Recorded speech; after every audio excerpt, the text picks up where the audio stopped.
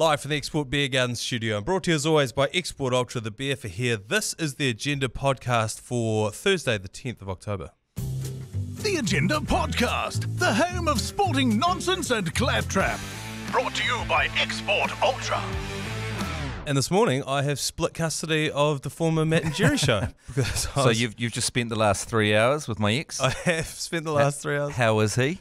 Oh, all the same problems that you remember from the relationship. Yeah, you can take the man out of the relationship, but he'll just wherever you go, that's where you are. That's you know right. what I mean? And he's always been abusive, and he always will be. And it's good that other people can now see that. Yeah. I mean, now you gaslighted me right through the relationship, and now you can see. You messaged me before saying, "Oh, can we just shuffle the podcast a little further forward?" And I was like, "Well, yeah, but I've got to bloody go and do your show because you left and went upstairs." So now I've got to bloody go and fill in. And I've been saying, I said yesterday on the podcast, said it today on the show on Hodaki. I love that it was billed as there's going to be a rotating cast of guests. First week's just me and Lane. That's always the way. It's always been the Hodaki ACC way. We just circle jerk each other. It's the first person you see walking through the office. Hey, Manaia, could you come in? I had visions of Polly and Grant and Ian Stables, yeah, the who's who of New Zealand radio royalty. But no, it's just me and Lane. Go to the names you can trust. From down the hallway. Manaia Stewart, G Lane, all the names you can trust. Names you can trust. How was your first week on air at ZB? It feels like a lifetime. I can't remember anything else, and this is going to be my blow of steam outlet, the ACC. I reached out to G Lane as soon as I went up to ZB, and one of the first texts I sent out was, "I'm not leaving the ACC, G Lane. Don't think I'm leaving the ACC. I'm going to need it. I'm going to need it more than ever." Yeah, there was a bit of concern for that. Everyone's saying, "Oh, so what does that mean? You could still do the ACC?" Well, I did a bit of a chat last night, a delivery of the new ACC Almanac book. Me, G Lane, and Dylan Cleaver did a play. A play. So we read out parts of the book because you know how the book is an oral history with. Oh yeah. You'll say something, I'll say something. So we found a bit from 2017 Lions tour around when the G Lane fans run a assault on Precinct 13 situation on us in the backstage. The G Lane fans are the worst. They are. Just G Lane. And we did that, and then he started talking about their picture in the book where I've stuck a frozen banana up his ass. And I was thinking, I'm going to be running two separate lives here. I'm going to be down here, I'm still going to be sticking those frozen bananas in G Lane's ass. And upstairs, I might just put on a bit of deodorant, maybe have a shower, and go up and it's the Jeremy Wells approach to life. Yes, it is. You're like two separate people. You're like a split personality. It's hard to reconcile those two parts of Jeremy Wells because when you go out in public with him, boomer ladies are just drawn to him like moths to a flame. Oh boy. The boomer woman, the rural boomer woman. You go into a rural cafe with G Lane. I mean, with Jeremy Wells. And don't go into one with G Lane. No, he's not allowed in most of them. He's been banned. But go in there with Jeremy Wells, and it's like Beatlemania for boomers. It's boomer mania.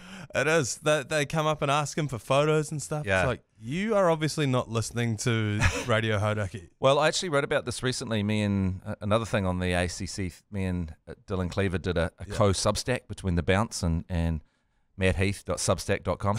And I was just talking about how he was asking me that very question, how you do it. And I said, well, on our flight back from Christchurch the other day when we were launching the Black Clash from a spa pool at Hagley Oval, on the way back, Jerry ordered a coffee as vag.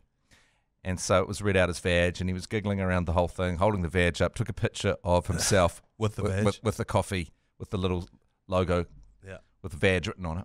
You know, much like you tried to do at the Heineken factory. 69 dog shit. Yeah, but he got away with it with the vag. And I was thinking, well, if he can do that, if he can, he's not even hiding play site on his social media, on his name. He fires out a picture of him with the coffee that he's ordered with the Coro writing on it, vag. Yeah. So you can. No one cares. No, you just keep going. Plus, people know, the boomers, they were young. And well, it's different. How you talk to your friends at the pub is different how you talk to your grandma. That's exactly it, yeah. People ask me that sometimes about being on radio, and they say, how do you stop yourself from swearing? Because I swear a lot. Yeah. And it's the same thing. It's like you wouldn't swear in front of your grandparents. No. You certainly wouldn't swear at your grandparents. So, everyone has that ability to switch that thing off. Yeah, and sometimes it abandons you, and that's it happened to me a few times on my broadcasting, and you're so confused. I think that often happens on a horrific hangover. Oh my God, yes. Yeah, where your brain's not working, you don't really know where you are, and then you suddenly will drop the C word on a national broadcast. What did you? Something about fucking spuds or something? Oh yeah. I called the Irish spud fuckers. Spud. But they are my people, so. Oh no, I dropped on one of the commentaries, which I've since found out is actually kosher because we've got the adult button on. But yeah, it was exactly the situation you were describing. Deathly hungover. Had to come in and commentate a Warriors game, afternoon game, and I was like, here comes Bansi Afo into the fucking... And that's an unnecessary swear word. That's using fucking as Yeah, I know. Into the fucking... It was so lazy. It just... so hungover piece of shit of me. To just go, oh, here comes fucking old mate. Because you could just do that with everyone. You know, here comes fucking Damien McKenzie. Yeah, fucking TJ Perinara. Fucking Damien McKenzie. Yeah. Fucking boots it. Fucking hoops it down there. It was that wouldn't be bad. It was such a waste. Are we sure we're doing it right? Maybe we should be doing that. That is a good point. We need it's a fucking try! We need to sit down with Sky next year before Super Rugby and be like, right, where are we at? Because the people that care that we swear already hate us. Yeah, the people that would care that we're swearing, they've already changed channels. That's right. Wow, you'd be surprised how many of them hang around accidentally. Yeah. But they want to change channels. Well, that would certainly get them to change channels. Yeah, it would help. It would help motivate them to go where they need to be. And I would love for someone to accidentally stumble upon us and think that we were Tony Johnson or Nisbo. Yeah. And then we're just like, oh, he's got a fucking try. He's fucking missed it. Did you hear what Nisbo said about Damien McKenzie on the weekend? But yeah, so what's been the biggest difference upstairs at Newstalk ZB? What long breaks. Oh yes, so like long talking. Yeah, parts. and being accused of being woke, which is something I've never really been accused of before. I've always been. I smoked meth and I'm okay. Yeah, so it's interesting to be woke now. It's all.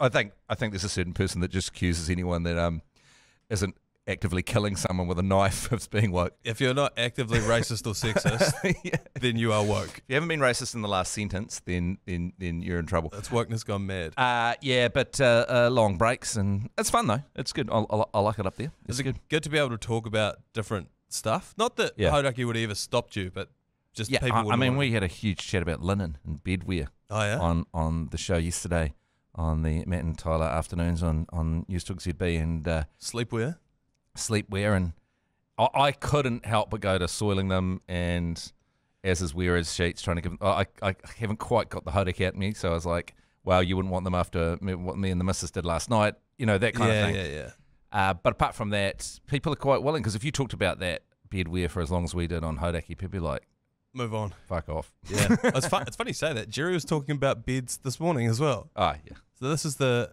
Did people tell him to fuck off? Yeah, quite quickly. It's the ACC hive mind. Between all of us, we've got one brain. Yeah. And each of us gets a turn to use it. I know. Sometimes I think I'm speaking when you're speaking. Yeah. It's like my internal monologue. Sometimes G-Lane is speaking while I'm speaking. He will... One, he'll talk over you, but two, he will mouth what you're saying as you're saying it. That can be quite off-putting. I wanted to run what I think is quite a ZB style topic past you this morning as well. Australia have waived diplomatic immunity for a man accused of an early morning assault in the Wellington CBD. Have you seen the video emerge of this? I mean, I don't know if you're allowed to say this, but he comes across as the biggest a-hole about. So he first of all, he's in a fracas at 3 a.m. after an All Blacks game against the Wallabies. He is the partner of an Australian politician, right? She's just scratching her head going, dude. Yeah. And in the video, he is yelling, I have diplomatic immunity. I know. Is that worse than, do you know who I am? Yes. Because I once saw a quite a famous New Zealander, and he was trying to get into the backstage at Laneway, and he said to the security guard, do you know who I am? And he goes, yes, I do, and that's not going to fucking help you. In fact, I'm less likely to let you in. Fuck off. Oh, my God. I can't imagine. Yeah, but can you imagine even pulling it? No. Well, you know I what I mean? who would you have to think you were? You know? Who has the card to the city? Yeah, well, I've never seen Lee Hart say that, but he has that. I've never seen him pay for a ticket to anything, and it's because he just walks up to the front door and people are like, that's fucking Lee Hart. And then they let him in. I was trying to get into the Emerson's bar in Dunedin with, you were there. Oh, yeah, with me. Yeah, with you. This is right, yeah. And I tried to pull the do you know who he is about Kieran Reid. Yeah. And they were like, yeah, he can come in. But he wouldn't go in. He's such a good guy, he wouldn't go in fire regulations unless he took us, about 5 of us, plus some hangers-on that that were just attached us attached their trailer to us like 100 metres before. He was such a good guy. It's like, everyone can't get in. It was absolutely freezing and pissing down. Yeah, and a massive queue out the door. Yeah, and Rito was just like, when everyone can get in, I'll go in. The poor bouncer was like, my boss can't find out tomorrow that I didn't let Kieran Reid in to the pub. But then it was like, once he had done that, it was like drafting sheep. And as soon as he'd shifted the gate that way, our whole mob tried to get in into the pen. Yeah. And we did. We did eventually. It was a while out there. 5 of us, 3 randoms. Yeah, and I texted the boss of Emerson's about it as well. Yep. Although, well, you wouldn't want to call him. Export Ultra. Yes, that's right. Yeah, that's what I mean. Sorry, the Export Ultra bar. That's right. That's right. It was the Export Ultra bar. What are we talking about? Crazy. We were talking about the diplomatic immunity guy trying to get in there. He also yelled a pretty hearty homophobic slur before loudly claiming he has diplomatic immunity. And the Australian government was like do you? Do you? Because it turns out we can waive that very easily. Like, we're not going to battle for you. Nah. You know, we're dumping so many 501s on these guys. Yeah. You know, we're going to pick our fights. We don't want to. We want to just keep dumping our 501s. We're not going to battle with you. No. We're not going to die on the hill of some drunk guy at 3 a.m. Yelling homophobic slurs. Because that's not what diplomatic immunity was invented for. I was trying to figure out what. I guess it's to stop like 2 countries. So say we had a tense negotiation with Australia and we didn't get along with each other. We sent one of our politicians over there and they bloody kidnap him. Yeah, it's that kind of thing. Yeah, or they accuse him of a crime. And also it's like Julian Assange being at the Ecuadorian embassy for so long. It's because the laws of Ecuador rule on the floor of the embassy, and it's to stop international tensions, right? Yeah, it's to stop a war. Yeah. From us accusing one of your politicians of doing something they didn't do. I read this really annoying thing where none of the UN or the diplomats in New York pay their parking tickets, and it's a huge issue, and they don't do it in London either. Oh. And they were listing how many, like the American embassy owes millions and millions and millions of dollars to London parking fines because they just park anywhere because they've got diplomatic immunity. They're not going to pay it. And they do it and vice versa in New York. The only country in the world that's paying its parking fines is New Zealand. We're like at the front of the class putting our hand up and go, we'll pay those. Yeah. And it's like, no one cares. You know, you can't run up enough parking things, but we have to be the best in class, up the front, legs crossed. We pay our parking fines. It's like, nah, let them burn. Yeah, but well, I also feel like that's a real stretch of the use of diplomatic immunity. It's like, wow, that's not what we meant. We didn't mean you could park in a handicapped spot everywhere you go. Public urination. And get away with, yeah, exactly. So I love that he yelled, I have diplomatic immunity. I love that they then waived it. So now he's going to face court. It'll be a slap on the wrist, but it's more humiliation than anything. It's huge and terrible for his partner. All right, let's take a quick break. We'll come back and talk a bit of sport. Just before we talk a little bit of sport here, Heath, if you haven't heard already, in one of the great alternative commentary collective owned goals of all time, we're selling our ute, that 1998 Ford Falcon ute. That is such a bummer. I know. It was. It's beautiful. And it was my idea as well. That's idiotic. Auto Trader were like, we need to tell... I mean, you're the main driver of it. What an own goal. I know. This is what I mean. Auto Trader came to us. How dumb are you? We need to help Kiwis because they're shit. Either how dumb are you or how dedicated to the cause are you? Well, I think it shows where my brain's at. Yeah. I'm brand first. I'm going to look at it as dumb, but other people could look at it as dedicated. Selfless. Yeah. Well, the most reckless part of it, and just to get it out of the way, we're selling it on Auto Trader. It'll be up for auction in November. and I've probably put myself in the situation where I'm going to have to buy it back because I can't part with it, particularly now that it's been done up. Yeah, like it's been painted, it's been the seat's been done, the interior's all been redone. The tray still smells like salt and vinegar. Don't know why, but it does. If you get into a bidding war with Manaia Stewart, do the right thing and let him have it. Pull out because he deserves it. I'll drive us both into financial ruin in order to get this thing He's back. not going to stop. Nah. Sporting news that worries me this morning, I'm sure it worries you as well. Kane Williamson is under an injury cloud, some sort of groin/hamstring situation. Are the Black Caps fucked without Kane Williamson? Are they fucked with Kane Williamson in India? You know, I mean, so that's a good point. We already thought they were fucked with him. Yeah. Now there's all kinds of trouble, and that's a good what I've got solace is I don't care what the Black Caps do overseas. Like when we won the World Test Championship, that was it. I filled my boots on New Zealand overseas. Unless it's a World Cup, I don't care. And there's no chance we get into the World Test Championship. And I think most countries like that, India doesn't care if they come down here and get smashed by us. Cricket doesn't travel. It does not travel. No. It's interesting. Teams have to travel to give some entertainment and for cricket to exist. Yes. But it's a home series is all you care about. And you get served up as fodder for the home team. Yeah, it's a large part of it is the time zone thing, because I think that's why no one really cared when South Africa left Super Rugby, because I'm not getting up at 3 a.m. to watch. They were just some names we read out. I don't know where any of those teams were from. Where are the Stormers from? I think it's Cape Town, but I don't know that. Yeah, we never cared. Bulls. Yeah. Pretoria, but I could not. If you gave me a map of South Africa, I could not point to Pretoria. Yeah. So it's the same thing. You're right, and also just how rigged it is in India. And I don't mean the gameplay. I mean the conditions. Yeah. The setup. There'll be people chanting and parading outside our hotel all night. Probably be a fire drill or two. Yeah.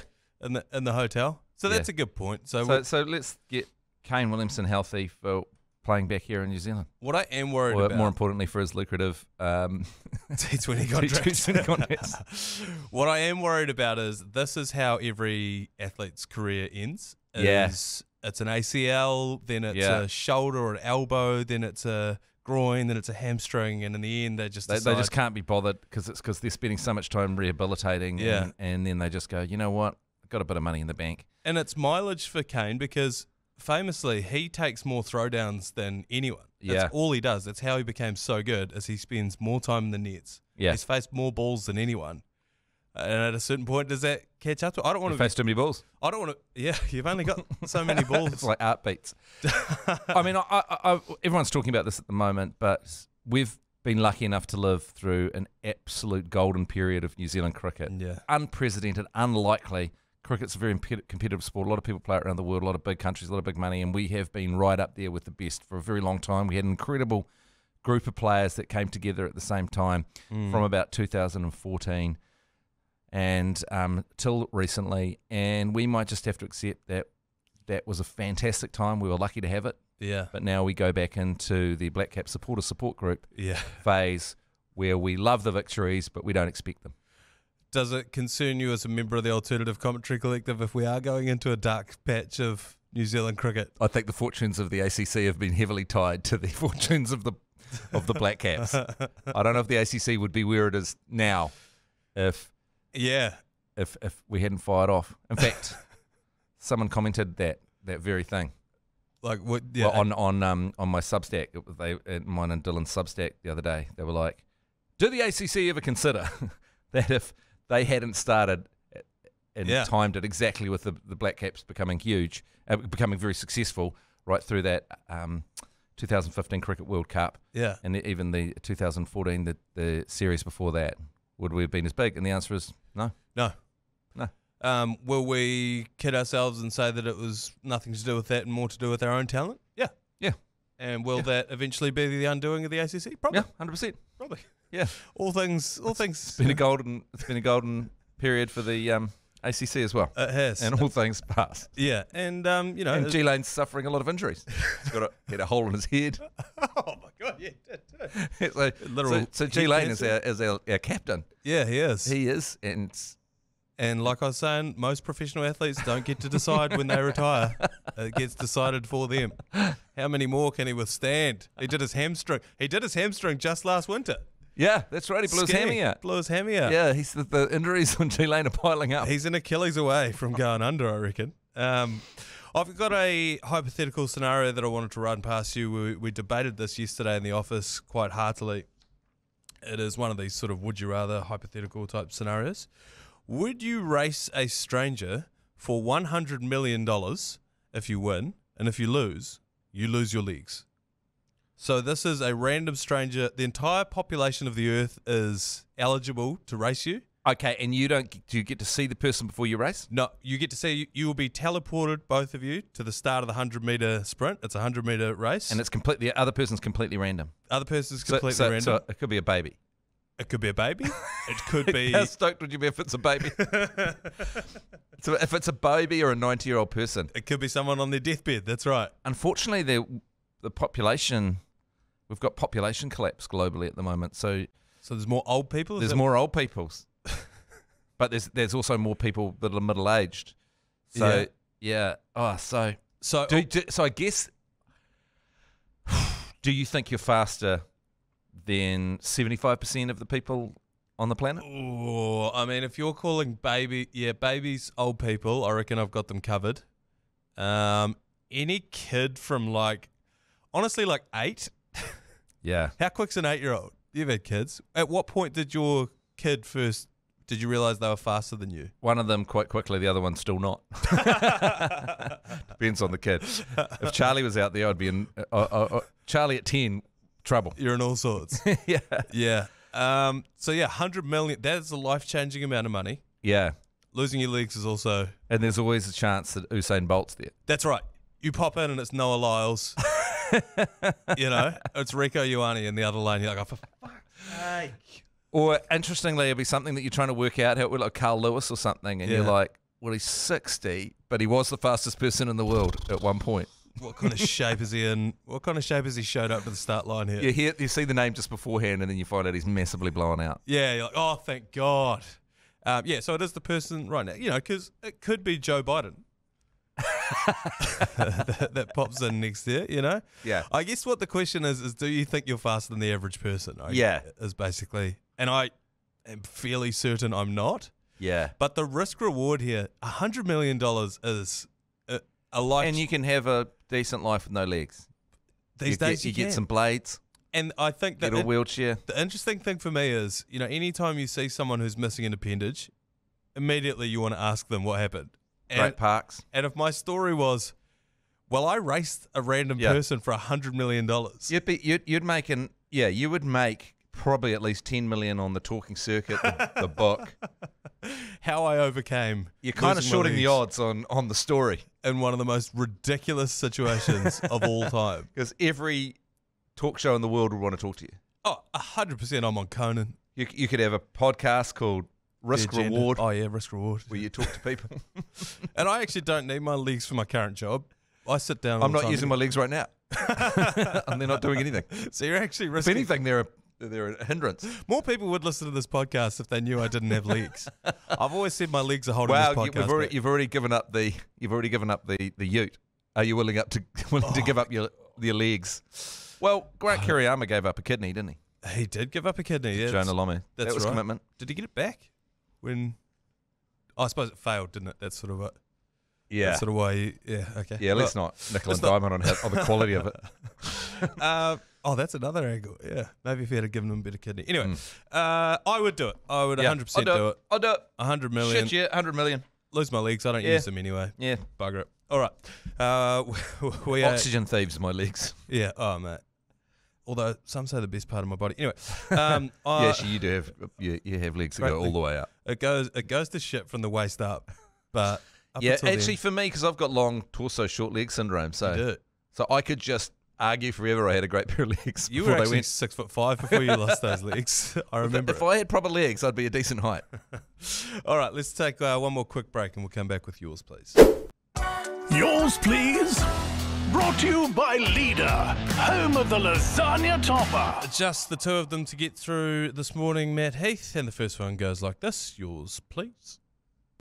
G'day fellas. Yeah, my grandfather worked in a pub at the time of the 6 o'clock swell, and he said that the copper would come around to make sure everyone was complying, and everyone would just run into the back of the pub, and then he would pour a pint for the copper, who would, as a thank you for looking the other way, because everyone's pints were half finished and durries were still burning on the bar, and he would have a pint and then just fuck off. So yeah, great New Zealander. There's always a way, isn't there? There's always workarounds. Oh, for sure. There's always a grey area. Well, in the town I grew up in, the main pub, the Waimiri Hotel, was directly across the road from the police station. So the cops are always in there. And but because it's a country pub, you know the people that work behind the bar. So when you're 15, 16, 17, if they know no one's looking, they'll sling you the odd pint. Yeah. But they would just be like, all right, I'd go in and they'd be like, are you sitting with adults? But yeah. Okay, I'll give you a beer. But if one of the cops comes in, you put that beer in front of one of the adults. And that was basically... That was the rule. Allegedly how it worked. So it works. Allegedly. So back in that 6 o'clock swell day, there was some pubs that just had a urinal across the front of the bar. I've seen photos of that. Yeah. Disgusting. So that you didn't have to leave... Because you had 1 hour to drink. So the last thing you want to do is spend any of the time in the bathroom. So you just got a bunch of guys... Classy nation. And you got a bunch of guys just with their cocks out drinking. So who would have been the first one to suggest that? They would have gone into their bar and be like, look, mate, if you're going to shut at 6, I can't be in here paying you basically just to piss. Yeah. Can you please move the urinal to the bar? Yeah. And the guy would have had to go down to the local plumber. Okay. Actually, the local plumber probably suggested it. Yeah. Yeah, I've got an offer for you. Yeah. I've had an idea. I've got a solution. I mean, when we say a urinal, most of the time it would have been some corrugated iron. A gutter.